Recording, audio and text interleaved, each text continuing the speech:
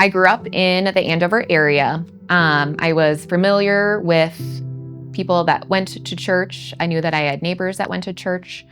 I would say I grew up church adjacent. As an elementary student, there was some substance abuse in the home that I was raised in, and I didn't understand the full impact of that substance abuse. We had several instances where there were police called to the home, and it just started to create a ton of dysfunction. I was in a mindset at the time of, hey, there's substance abuse in the home, and there's this, and I've been like, I want it to change, and it's not changing, and it felt hopeless. It was around that middle school period that some of this unraveling, I was having really tough conversations with adults about what's next. So I applied for emancipation when I was 14, and going through the court system in that process, I was formally emancipated at 15. I relied heavily on many of my friends and their families to take me in, and I did a lot of couch surfing. It was one of those friends' homes that I first felt like that spark of faith.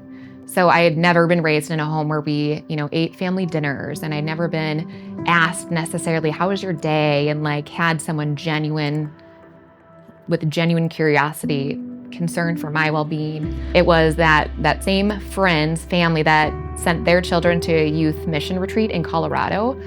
And I was invited to join with. It was in one of those sessions, Francis Chan, that came to speak to this youth group. I just remember looking at him on stage, and he just had this charisma, and he was so on fire for Christ.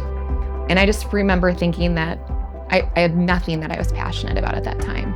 I didn't know any adults that were passionate about anything, but he tells the story of this grasshopper, and this grasshopper's name, is John. And John is jumping, and he's trying to get through this challenge, this rock. And he's crying out to God, God, please roll this stone. God, please move this stone. I don't want to do the work to go around. So finally, he says, all right, I'm just going to go around it, right? I'm not getting what I'm looking for.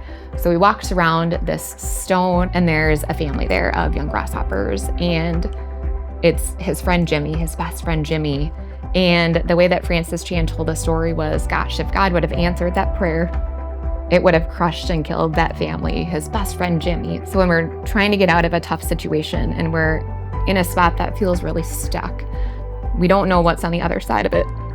And that resonated with me because I had felt so stuck, right? I'd seen the lives and the relationships that many of my friends had,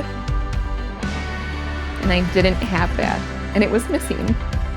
So it was in that moment that I realized I need to succumb. I need to give my life to Jesus as well.